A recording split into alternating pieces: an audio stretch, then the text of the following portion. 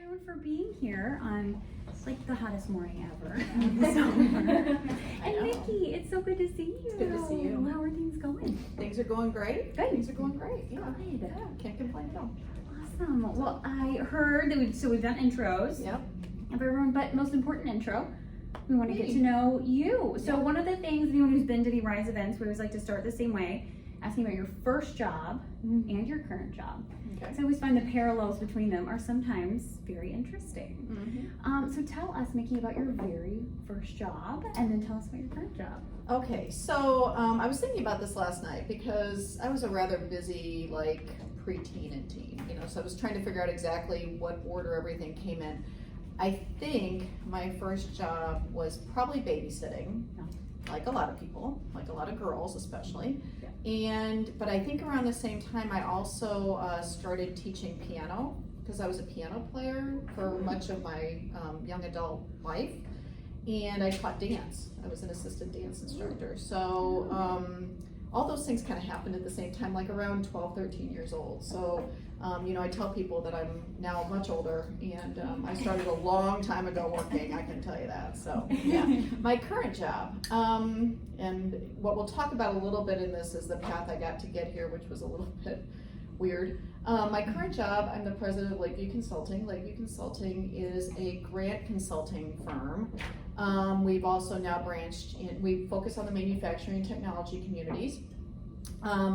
We've now branched into market and customer research, market expansion services like lead gen and prospecting, appointment setting, and we also do customer apprenticeship development. So we've kind of branched out a little bit. I've been doing this formally since 2017. I've been incorporated as an S-Corp since 2014. So that's my current job. Exciting. Well, so who is an ideal client for you? Like describe, because I'm embarrassed to say I've had Micki describe her job to me so many times, and I'm like, she's not a grant writer and this manufacturing. So tell me, who is an ideal, who are the types of people that you work with, and especially in this month where we're really focused on business development and sales. I want all of us, all the time, I like us to be thinking about as a community how we can help one another. Sure. And I think really understanding who that person is always helpful too. So my ultimate client is a manufacturing and technology leader. So I work with a lot of men. I've always worked with a lot of men. My degree is in engineering, and I worked in manufacturing for 25 years. So all men, all men. Usually my clients, my ideal clients, are manufacturing leaders, technology leaders in their mid 40s to mid 50s. They're kind of mid-career. They've worked their way up. The companies are usually 50 to about 500 employees. I don't work with, technically, except with technology, really small companies. What I'd like to say is my clients are usually frustrated but hopeful. They're usually really frustrated because they want to grow, they want to expand their markets, but and hopeful they can do it. They know they can if they just had the right resources. So we hope to provide those resources. So wow, which is invaluable. I love that. Frustrated but hopeful, and it applies to many different areas of business and clients. As I'm looking around the room, I'm like, I can think of some of you who help frustrate people. They weren't frustrated, they wouldn't want us, right? That's true. That is true.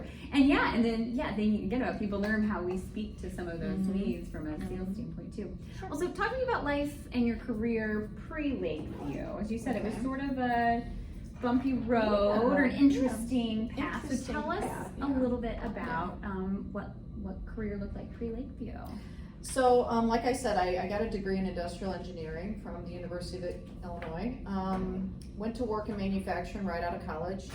Worked for Boeing, what is now Boeing, for a year. Decided that I hated that. And then I worked in automotive. Then I worked in manufacturing consulting. Then I worked in, for one of my clients, a steel service center. And then I worked in a company in Effingham that was a manufacturing, automation, design, consulting company. So it was kind of this unique blend. Actually, one of my former co-workers at one of my jobs had started the company and asked me to come join. And like a lot of you, I interviewed for my first job, right, and my second job. After that, it was kind of like, well, you know somebody, and then they just hire you. And so I really hadn't interviewed for my last like 3 jobs. And I was working at this company in Effingham, and I decided when I was working for the Steel Service Center, I actually wrote a grant for them that got them ultimately $2.3 million in funding for some manufacturing equipment. And I thought, man, this is kind of cool. You know, I kind of like doing this. I like to write. I've always been kind of creative, dance, piano, that kind of thing. And so I went to work for this, I wrote this grant, and then I started a grant consulting business. And I started working with, I worked for a manufacturing extension partnership center previously. So I worked with a lot of those types of centers. I worked with manufacturers and just kind of grew it as a side hustle, okay? Then I went to work for this company in Effingham, and the guy that owned it, he and I kept in touch. We had worked together previously, and so he brought me on and he said, you know, we'll let you work part-time and then you can grow your business, we'll give you benefits. I thought this is perfect, you know, because I was growing the business. I mean, it was all me. I was doing all the work. So I went to work for this company and worked there for 3 years and worked my way up, and it definitely wasn't a full-time or part-time position by the end of the day. I was going to Effingham almost every day. I was on the management team. And in 2016, late 2016, we took on a huge project, and our company was not very big. It was less than 100 people. We did some pretty decent automation projects, but we took on a really large one with a company over here in St. Louis, actually. And it didn't go well. And so I'm on the management team, and we're meeting weekly, and we're talking about our cash flow, and we're seeing cash flow start to suffer because this client wasn't paying us. So, you know, when they weren't paying, we were spending all this money and not getting paid. And in January of that year, we had a really serious discussion on a Friday because cash flow had gotten so bad, we said we're gonna need to lay off some people. So we sat down with the whole list of people and we decided who we were gonna lay off. And we laid off a number of people on that Friday. And Monday rolls around and I walk in, and I actually was implementing the Great Game of Business. If you guys have ever heard of that, it's an open book management type of program, and I was implementing that. And so we had Monday morning meetings with the team to tell them how we did the week before for our profits and our revenues and sales, and everybody reported. But I noticed somebody standing in the back of the room that I didn't know, which was really unusual because I knew everybody there. And so afterwards, I walked up to one of the owners and I said, "Who's that?" And he goes, "Oh, he's just helping us with some stuff." So I got back to my desk, and the guy that hired me came up to me and he goes, "Hey, I'd like to see you in my office if that's okay." I'm like, "Yeah, sure, that's fine." And I walked into his office and he's sitting there, and one of my other coworkers is sitting there, and he goes, "You know, have a seat." And he sat down and he looked at me and goes, "You know, we've had some cash flow issues." I said, "Yeah." And he goes, and he starts crying. A little uncomfortable, but he's like, "I'm gonna have to let you go." What? You hired me. I mean, what do you mean? He goes, "Well, we know you've been running the business on the side. We know you're gonna be okay. And so we know that if we let you go, everything's gonna be okay." And I just sat there, and he's crying. I mean, full out crying. And I just sat there. I said, "Well, okay." You know, didn't really know what else to say. I was kind of in shell shock. So I went back to my desk, still in shell shock, and sat down and, you know, just took it all in. And then the HR person comes up to me. She goes, I know what happened this morning. She said, "You take all the time you need to leave." And I said, "No, I'll be gone today. I'm not sticking around. I'm gonna pack up my stuff and go." She's like, "Okay. So I'll leave the rest of it until we talk about the model." But yeah, so I got fired, long and short. And so then I started Lakeview after full out after I got fired. Yeah. May I ask, who was the mystery person standing in the back of the room? He was the guy, it turns out he was the guy that was brought in to make the recommendations that we didn't know about. We were on the management team, but this guy had been working behind the scenes to help them fix their cash flow problems. They had to get rid of $800,000 in expenses in days because they were about ready to lose all their bank financing. So yeah, it was bad. It was much worse than we knew about, much worse. Yeah. Yikes. Yeah. I was like, oh, he wasn't your replacement, was he? No, no, they never The replaced me. bodyguard to make sure. And by the way, I wasn't the only one. About a third of the management team got cut. So Oh, I wasn't the gosh. only one, or left because they were afraid they were getting cut. So Yeah. yeah. Well, bumpy, I think, describes what that is. And yeah, shocking. Shocking. Yeah. Especially when you are on the management, you thought that you were in the loop. Oh, and you yeah. didn't trust it. And then And we talked about everybody else that was going to get fired. We didn't talk about me. You know, that never got brought up. You know, would have been really nice if I would have had that forethought. But yeah.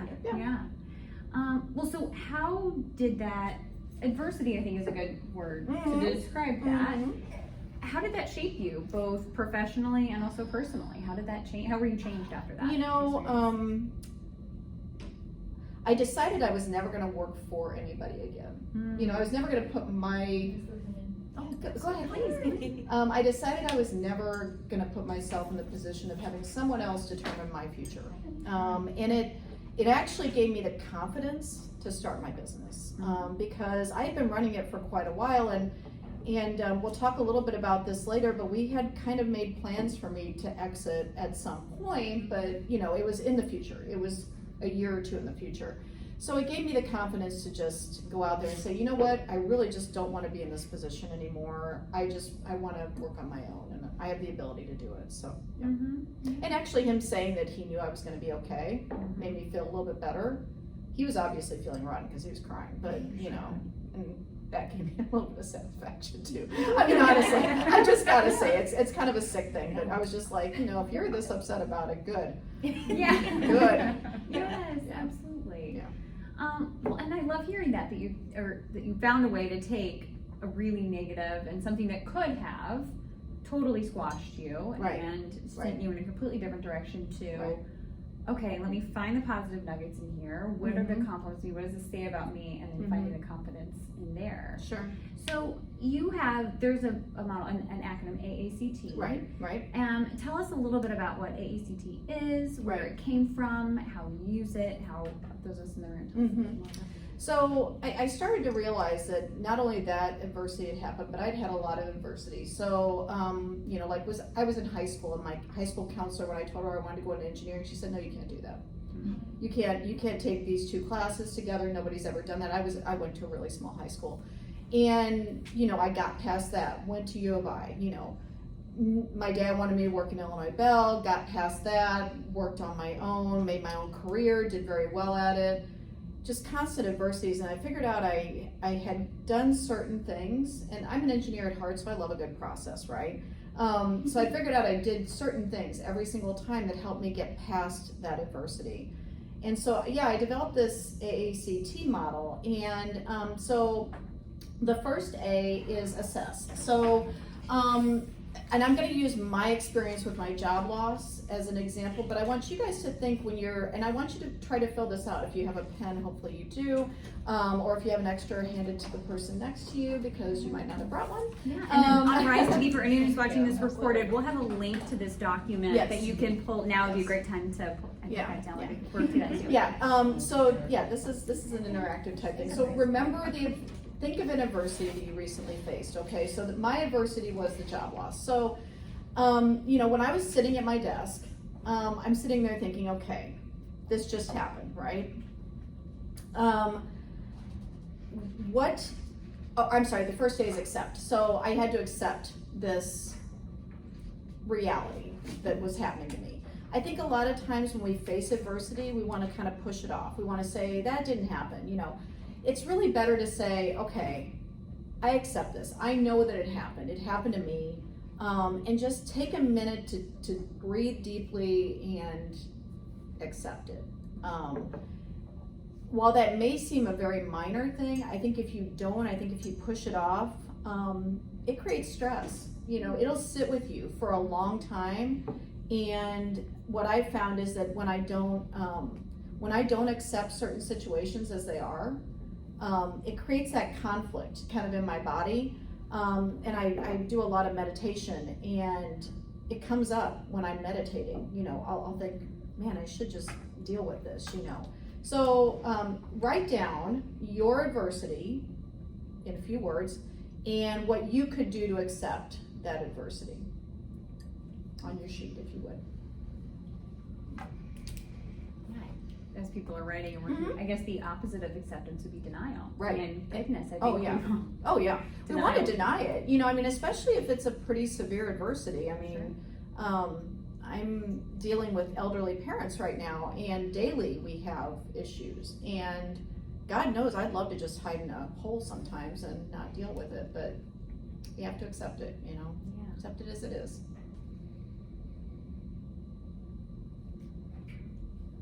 So one of the things that helped me accept where I was I walked out and I called my husband, right? And I said, well, I got fired. He's like, what? I said, I got fired. And he stopped for a minute and he, I remember it like it was yesterday. He goes, well, I guess you're a full-time consultant now. Yeah. I said, yep, I guess I am.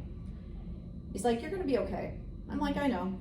And so I felt a lot better when I walked back in, you know, I was like, I knew that he didn't freak out. I knew that, you know, he didn't say, oh my God, we're gonna be broke. Because I knew that wasn't gonna be the case, right? But your mind goes a lot of places when you're facing something like this. So, and he does very well, and I knew we'd be fine. So the next step is to assess it. So really break it down and say what happened. And writing it down helps immensely, but what exactly happened and what role did you play in it? What role did that other person play in it? Because the one thing I've found is sometimes when we really when I looked at my job loss, I really saw that my job wasn't tremendously value added all the time, if that makes sense. I was a special projects manager, which I've now learned is what they tell people to do when you're getting ready to retire or something. You know, I mean, it's not really a real thing, but it's like you do everything else. So I did like the Great Game of Business, and I helped them with their first IMTS show, which was a huge undertaking. So I managed very large projects, but did they need to do them? Maybe not necessarily. So part of me said I should have kind of seen this coming. You know, but I sat down and I really broke it down and asking yourself 5 whys. Why did this happen? Okay, why did that happen? You know, continually asking yourself why is a really great way to assess a situation. And the biggest thing is to be honest with yourself.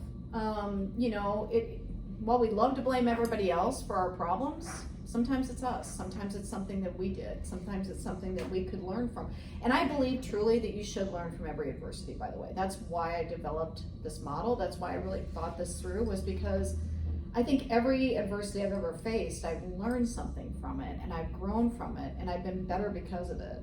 I'm definitely better because I got fired, because I wouldn't have up and quit anytime soon. I mean, and I wouldn't have the business I have now. So take a minute to write down, you know, or break down a little bit what your adversity is, and we can move on to the next step. And it looks like a lot of people have done that already. Yeah, so see, one quick, while people are still working, you said ask yourself 5 whys. Do you mean each thing and you kind of thread the needle 5 times to really drill down? So if I say, why did I get fired? Okay, it was because my job wasn't value added. Why was my job not value added? Because I was doing things that weren't necessarily good for the company. Why was I doing those things? Because I wanted a part-time job in order to run my business. Why did I want a part-time job in order to run my business? Because I felt that my business would grow, and it was really kind of staying stagnant. And that's what I kind of realized, was the business was not really growing. I mean, I had limited hours, and at that point I was like losing hair. I was working stupid hours on the business and it was not and that was the other thing I realized when I really looked at it. It was not a good physical situation for me. I was staying up all hours of the night. I was burning the candle at both ends big time, and it was hurting my health. So that was another reason it was really a good thing that it happened. So the next step is connect. So I'm a big believer, and Rise is part of this as well, to connect with people who can help you overcome the challenges that you have. So when I got fired, the first thing I did was I wrote a list of all the people that I'd worked with in my business in the past 2 years. And I emailed them and said, okay, I'm now full-time. I appreciate any referrals you can provide. And you would not believe, like, immediately I started to get business. And so find the people, find the resources that can help you be better and be bigger after that adversity, and they're out there. You just need to look around. Once you assess it and you really realize why that happened, maybe there's a training class you need to take. Maybe somebody hung up the phone on you when you were prospecting and you need to learn how to prospect better.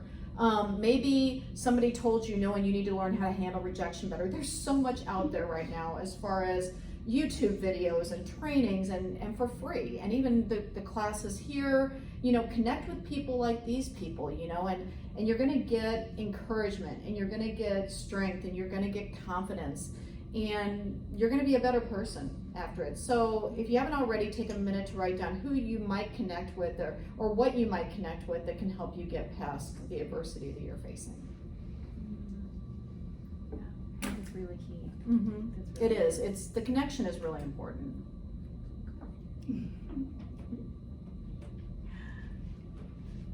And I think it's interesting that's the third one. It's like Yes. not interesting. Mhm. It is. So you need to get through those first two. You need to get through the first two. You need to, sentences. you actually need to really look at what you're facing in order to know who you need to connect with. If you don't do that, if you do these out of order, it doesn't work. I'm just saying. We've all probably made that panic phone call. Well, to and I someone think that's first, the thing, and we then have, and then you're not really prepared for the answer sometimes because it wasn't the person that you needed to talk to. So the last one is probably the most important, and that's thankfulness. Be thankful for what happened to you. And that's hard when you get fired. I'm just gonna say, it's hard. But I sat down and I was really thankful, one, that I'd gotten the experience that I had. I'm still friends with the guy that fired me. He's a great guy. He's been through some tremendous challenges since I left and has come through everything, and they're really wonderful people, but I'm thankful that he brought me on and gave me the opportunity to grow my business by working part-time. But I think thankfulness is a really important part. Gratitude is really important, right? And we all know that, but I don't think we're always thankful. I know I'm not. So, if somebody comes to you and says, you're too young to do this, and you get past that and you are able to speak to what they need and can show your strength, be thankful for that. Be thankful for the fact that you were able to speak that, to do that. Because there's ultimately a higher power at work, right? And so I actually wrote a LinkedIn post, and you can probably find it if you look hard enough. It was in 2017. I wrote a LinkedIn post 2 days after I got fired. And it was an incredibly vulnerable LinkedIn post. But it spoke a lot to my faith. It spoke a lot to what I gained from being fired. My parents at that point were starting to need me more. My kids were getting older, were starting to need me more. They were gonna have kids. I didn't know that, but now I've got 2 grandkids and I'm gonna have a third. And I have, now I have the freedom.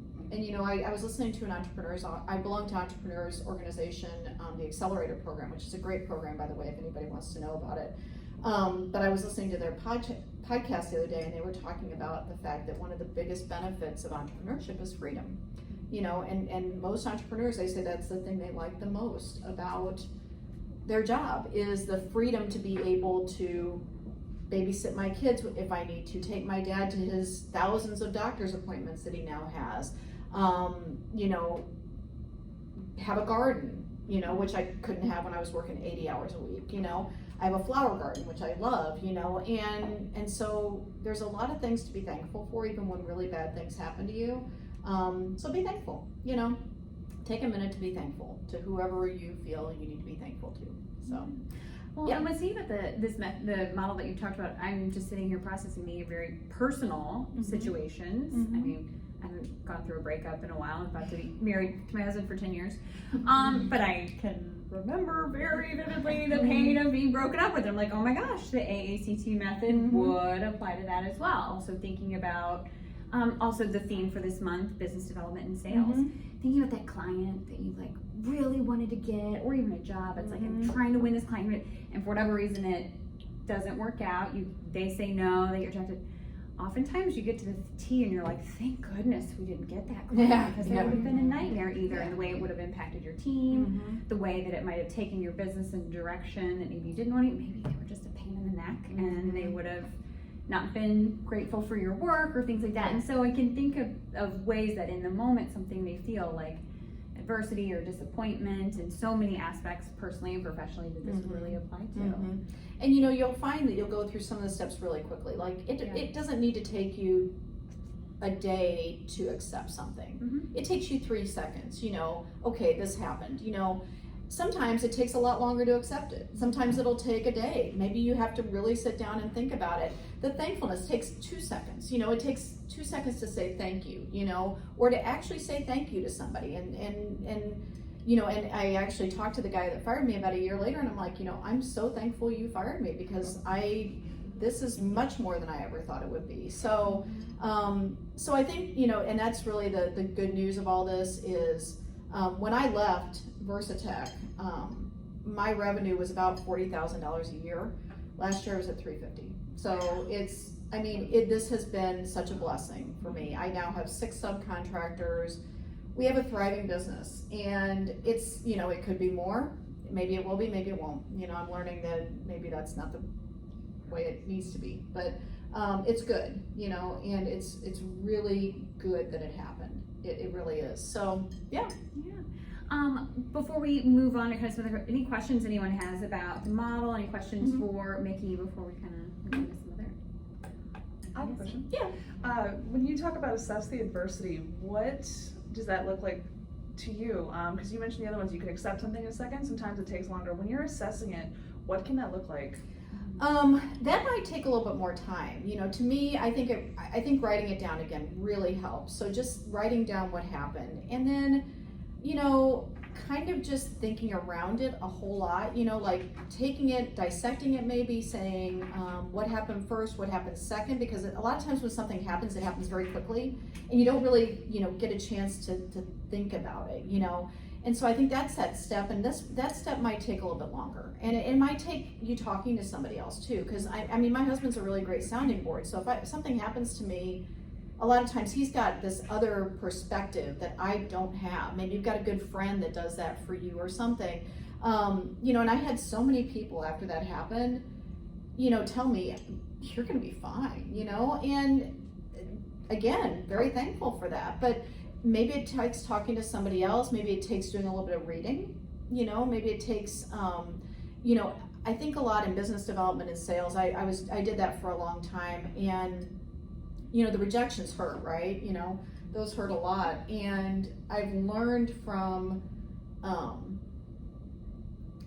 number of different sources, but I think mainly like the meditation has helped me the most with that. But just really sitting down and thinking about it and being mindful about what happened sometimes is really, really important, because again, it might have been partially you. It might have been that person was, maybe you realize that person had been acting very strangely for a long time, and maybe there's something else going on, and maybe you need to dig into that a little bit more with that person, especially if it's a friend, when I see personality changes, that kind of gives me an impression that something's not right, so maybe they lashed out at you, and maybe that's what you need to deal with. But I think it's the assess part is probably one of the more important parts, just because it's pretty deep thinking. Yeah, I hope that answered your question. Yeah. So, Any questions? So as I mentioned, the theme for this month is business development and sales. So how can someone in this room watching take adversity and turn that into a business development and sales? You certainly have, as you mentioned, those numbers are really impressive. So yeah, I think in business and development and sales, you face adversity a lot. Again, you prospect, the person hangs up the phone on you. I think, using even portions of this model when you're dealing with that, accepting that person just isn't the right fit, right? And that's really where I've gotten to with my business is if somebody turns me down, it probably is a good thing because they probably weren't the right fit. If I have a project that doesn't go as well as I thought, usually it's because they weren't the right fit, or we did something wrong. So I think when especially if you have your own business and you're selling, sometimes it's really hard to accept that you're not the perfect fit for everybody, right?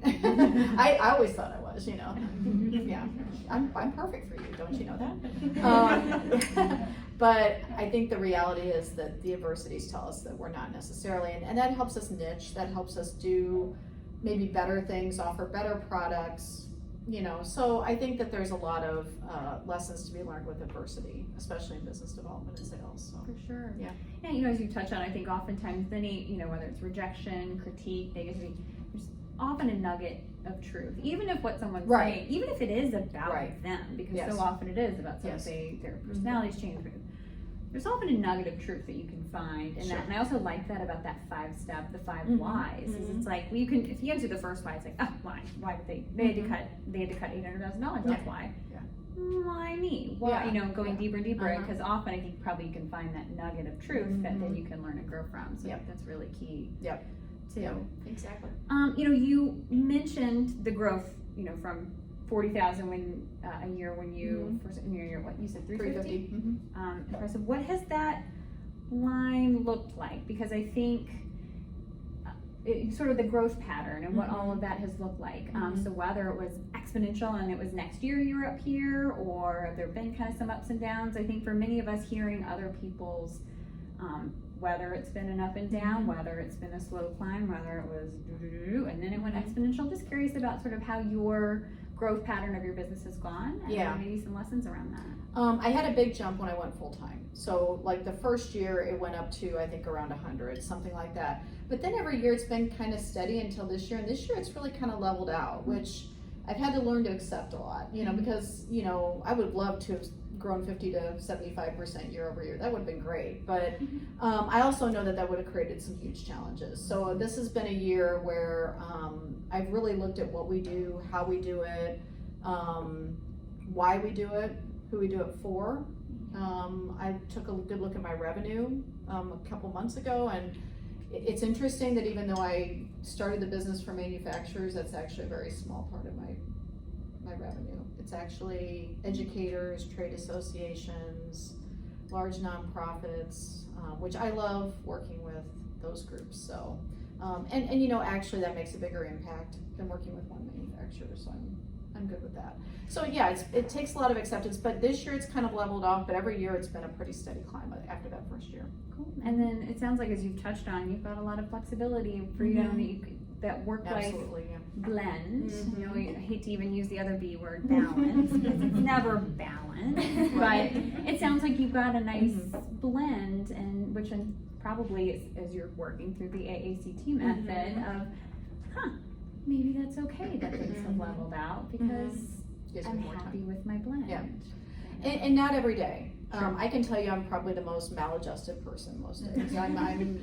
There's nowhere near balance in my life. My dad called at 7 o'clock this morning wondering about how to take a medicine. So my day is so full of uncertainty right now, which is a very uncomfortable place for me. But I can tell you that I'm blessed because I'm able to give him that time. I'm able to give them that time that they need. I'm truly in a sandwich generation. Like literally the day my kids left for college, my parents started needing me more, and my mother-in-law got sick, and so it was literally went from one to the other, and it's a blessing. Not every day, but it's a blessing. And so yeah, I think accepting adversity has become just more the norm for me these days. And yeah, using aspects and the method and all that kind of stuff really helps. So. Especially the thankfulness part. Can I ask you how you go out and get your clients? Like what some strategies you use? Yeah, up until this year, we were like 95% referrals. Okay. I mean, I did a lot of referral business. We don't do a lot of repeat, we do a lot of retainers now, like 6-month, 12-month retainers. And, but once somebody, like if we write a grant application for somebody, that's sometimes a one and done, sometimes they'll come back to us a year or two later. I've actually hired a prospecting and lead generation appointment setting firm.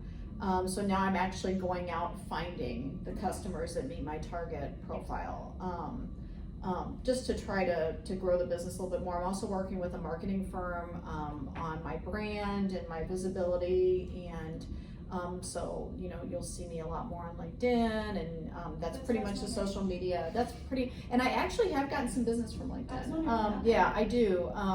And more since we started being more intentional about it. Yeah. But that's where my people live. They don't live on Do you use the Facebook. Sales Navigator part of LinkedIn? Yes, Okay. yes, I do. And then I also use, I use a lot of tools. You I use Sales Navigator, and then I use Prospect In, Mhm. which is an app that works with Sales Navigator. So I can import from Sales Navigator. I can have automatic messages sent to people that I identify as my target market in Sales Navigator, and then I can make them a first connection, like hopefully create a first connection with them.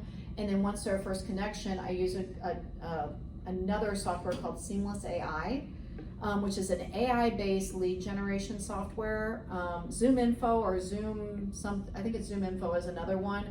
It's about 15 times more expensive than Seamless, like $15,000 a year versus like $1,900 a year. But Seamless AI is, because it's AI based, it's very accurate, I found, and you can actually get emails and phone numbers. So on LinkedIn profiles, if you notice, most people use their Gmail, or they don't put an email in there. Right. This way I can find their email, and then we have a whole email sequence in HubSpot that I use HubSpot as a CRM. But I use the whole sequence in CRM to engage them, so. You said HubSpot. HubSpot. Thank you. And actually, I found out about this through my EO network. Their free version is really, really good. You can do a ton with HubSpot's free version. Yeah. And I actually had the free version for about 2 years before I ever bought the paid version. It's very good. You know, I love with LinkedIn, you know, we posted, there's an article on Rise Digital right now about utilizing LinkedIn, and specifically what you talked about is intentionality and making it a regular part. I think it can be a really overwhelming tool, and especially if it's like, oh, I'm just gonna pop on real quick. It's like the more regularly you use it, and the more you build up your profile, the more engaging you are. There's also gonna be an article posting soon, which by the time we're all watching this now will be live, and we've got clicks and all the things. But how to take kind of the chill out of that cold outreach, because I know that can feel really uncomfortable sometimes, to reach out to someone you don't know, but then also how to efficiently sort of get to know someone before you reach out, because authenticity is so key in relationship building when we're doing any type of sales. So and that's getting to be a huge market right now. Conversational marketing, and automated conversational marketing.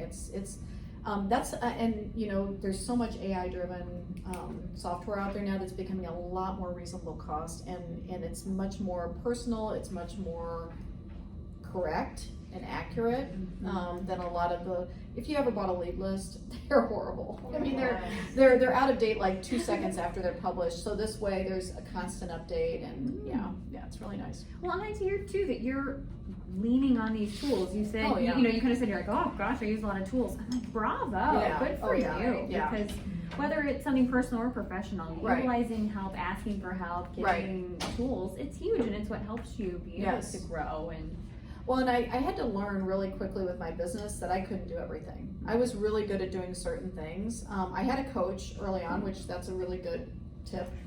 If you can hire a coach, they're at all different levels. Get a good network. Like I said, my EO network, the nice thing about my EO network is the EO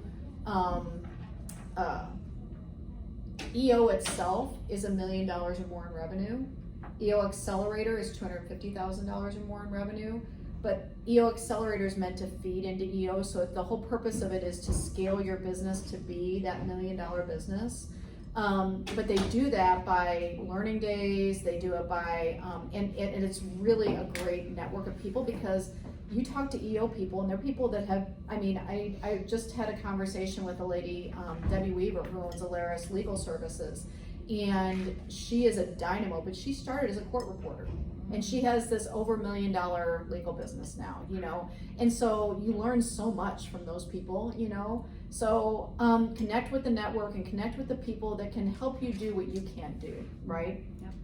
So I have a marketing firm, I have an accountant, I have a lawyer, there's a whole team of people, it takes a village, and my subcontractors, they're really good at research and writing.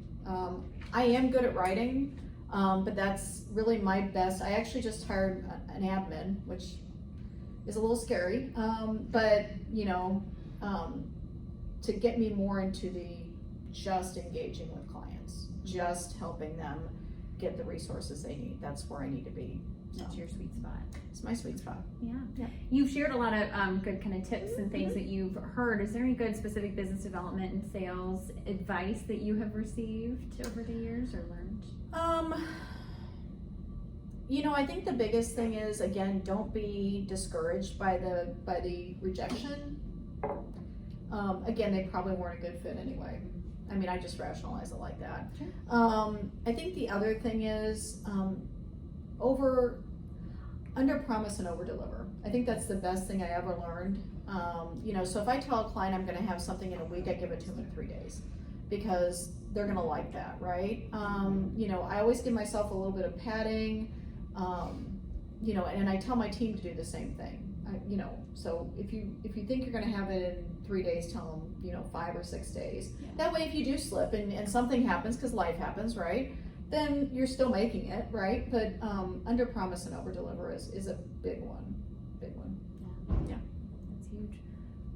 Can I ask another- Okay, what about turning social situations into business opportunities? I mean, that is always so hard to me because you make a lot of friends in authentic ways, right? Like you really are in this organization for the right reasons and you do these things. Maybe you're sitting on a board or something, but eventually you think that might be a good opportunity. How do you flip that in a genuine way? Yeah. So there's a couple things. What I've started to do with social situations is very much engage socially. If you think they're a good prospect, ask them for a card, ask them for information, and say, can I just follow up with you maybe, and make it very casual. I also have in HubSpot, you can create sequences of emails. So I have a sequence of emails after an event. So you can personalize in HubSpot, you can personalize them for their name and their company. So it's not, it doesn't seem so much like an automated email. I think the other thing is to very quickly realize and leave those situations where you're not getting leads. Because if the purpose of you going out and doing a social event is to get leads, and so I'll use as an example, there's a group in St. Louis of manufacturers, that's supposed to be manufacturers, that meets once a month, and they meet at 7 o'clock in the morning over in West County. And I spun my wheels doing that for a long time, and 90% of the people there were service providers like me. It wasn't actual manufacturers. I don't go to that anymore, so don't be afraid to just leave something that isn't working for you, because and don't be worried about making somebody upset or whatever. I mean, if it's not working for you, don't do it. And it's, if you feel like you're spinning your wheels, don't do it because it's not worth doing. So be really careful, because I think we can get very bogged down in the networking events and I'm just really selective about where I go. And I try to get as much information on who's going to be there, especially if I go to a conference, because you spend a lot of money sometimes going to conferences, and they can be tremendous opportunities. But a lot of times you can find out like who's going to be there, like if it's going to be manufacturers in my case, or whether it's going to be, more service providers or whatever. You can usually find that out some way by the conference organizer or something, so yeah. The other thing I've found has been really good has been speaking, doing like breakout sessions at conferences. That can be a really great way to get business. Really great way. Yeah, absolutely. Podcast interviews, articles, positioning yourself as a subject matter expert, and then people come to you. It takes a lot of the legwork and stuff out of it. I know there's that, I'd rather have a root canal than stand up in front and the preparation, like the painful rip off the Band-Aid first part. But then and also too, the more you do it, then it becomes a little bit more natural. I have a question. I know you have an engineering background. So how did you pivot to writing grants? I know you said you liked writing grants and you wrote the first one for the company that ultimately fired you. But how did you, what training did you? Actually, not much training. It was more just the first grant I wrote, which was actually for the company before the company that I got fired But that grant, I wrote it over a weekend on a notepad. And I remember my husband walking through our great room going, what in the world are you doing? I'm like, I'm writing a grant. I'm writing it on a piece of paper. God knows I wouldn't do that now. But you know, what I love about writing grants is there's complexity. We do a lot of federal grants, so it can be very complex. Those can be 40 to 50 pages of narrative. But I love that complexity, and people on my team love that complexity. And so I think it's really cool to like see all the pieces come together. I always tell people 90%, and actually this is what my engineering background has helped with, 90% of grant writing is project management. It's herding the cats. It's getting the information.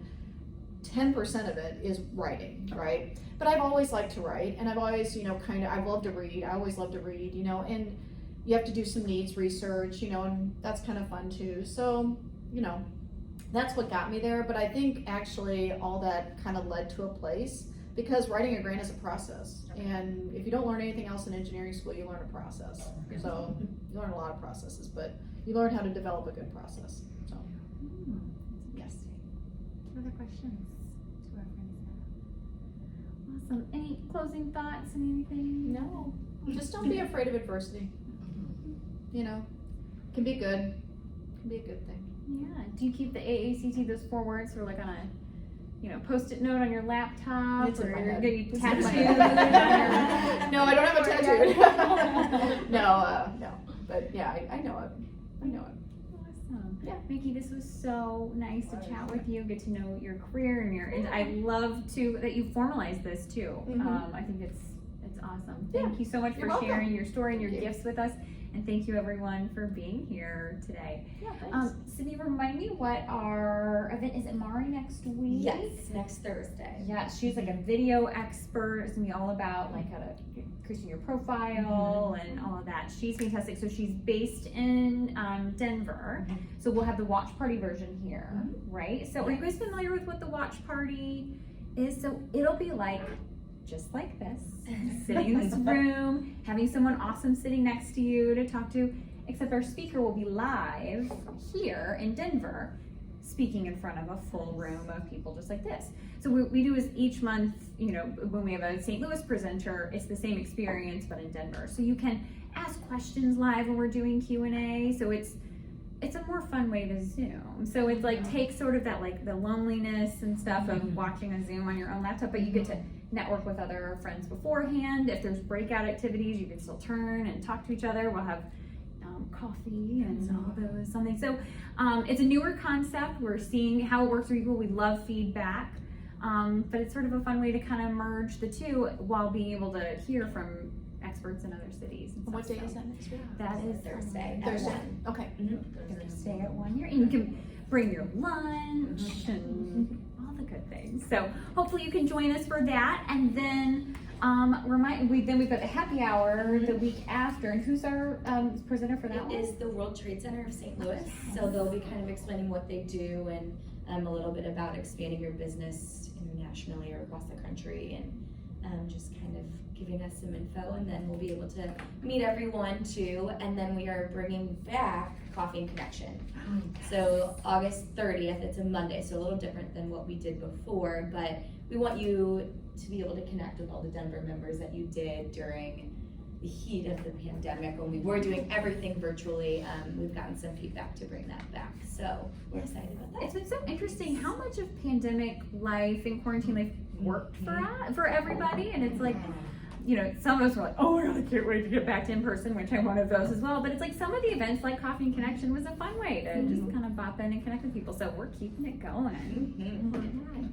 Awesome. Thank you guys so much for being here. And then stick around for as long as you'd like. As we said, the beauty of being here in person, you get to meet some of these awesome women in the room. So hopefully you leave with a new friend or a new connection or 10. Awesome. Thanks, Micki. Thank you, Kate. Thank you guys. Thank you.